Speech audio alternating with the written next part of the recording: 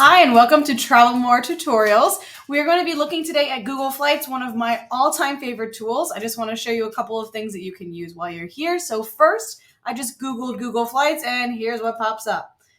So this is the screen that you're going to get immediately when you look at Google Flights. If I change this to New York City to see where we're going to go, and I didn't have an idea of where I wanted to go, I could leave this blank and just choose some dates. So if I was going to look at next spring break, for example, they'll only go out about 9 months. So if I'm going to look at a spring break time, let's say, and I don't care where I'm going, I can actually just leave this blank and it will bring up everything from New York City and the different prices. But let's go back. Say I do know where I want to go, but I actually don't have a specific date in mind. Then I can put the place here. I can open this up and I can see all the prices for all the different months. And as you see, they can be quite cheap. So this is a really great tool to get an idea of when the good time to go is. So let's say I can move mine over just a bit and get this really nice 409 price here. I click done and I search, and now let's look at the search results. So the first thing you're going to see is these, which they deem as the best departing flights. They're not necessarily the cheapest. It's just in terms of layovers and things like that. But I'm going to go down and see where that 409 trip lands us, and it's at Scandinavian Airlines. So there is one stop. I can make this bigger and see exactly where it is. There's a 2-hour layover in Stockholm. I can probably deal with that for a 409 to Paris. So that's pretty good. You'll see here it leaves out of Newark. So New York has 3 area airports, and if you just put New York, it will bring up all 3. So that happens in every major city that has multiple airports. If you just put the big city's name, it will take in all the area airports as well, which I think is a really cool feature. So maybe this time doesn't work. I can look down, or maybe I know I have some status with maybe Air France or Delta, JetBlue. You can see all of the different airlines here. So Google Flights is such a good way to look at all the different routes that exist and also the airlines that service those routes. Now, let's say I'm not ready to book yet. 409 is expensive to me, which it's not. So if that is your trip, you should book it. But if you do find one that's maybe a little expensive, you can track the prices for all airlines by clicking this, and that is when you'll have to log into your Google account.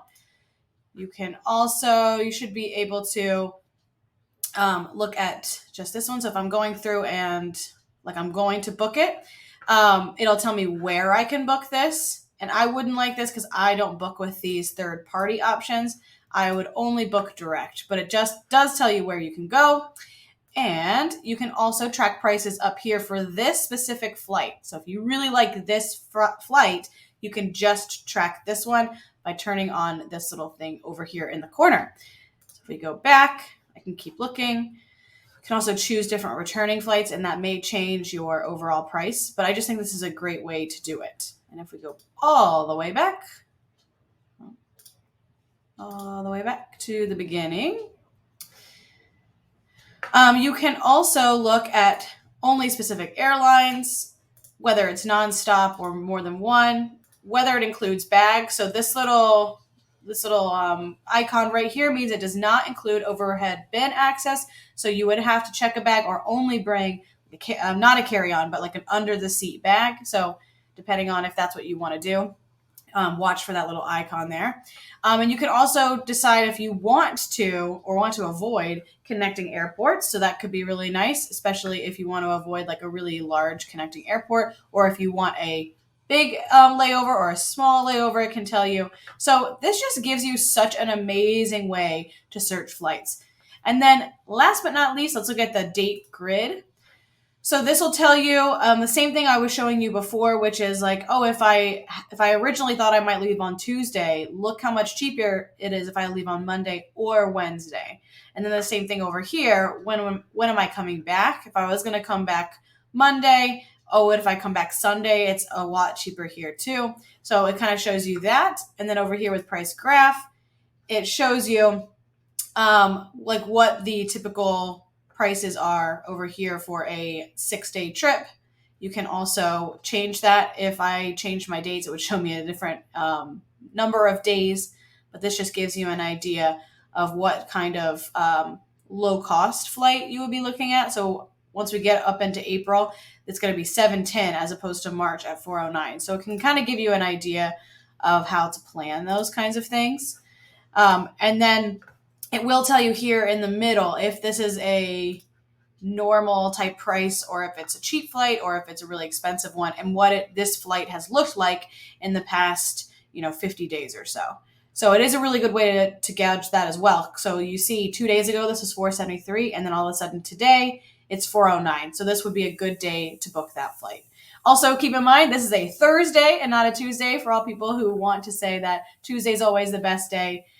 In fact, on Tuesday this week, this flight was 273. So Tuesday is not always the best day to book anymore.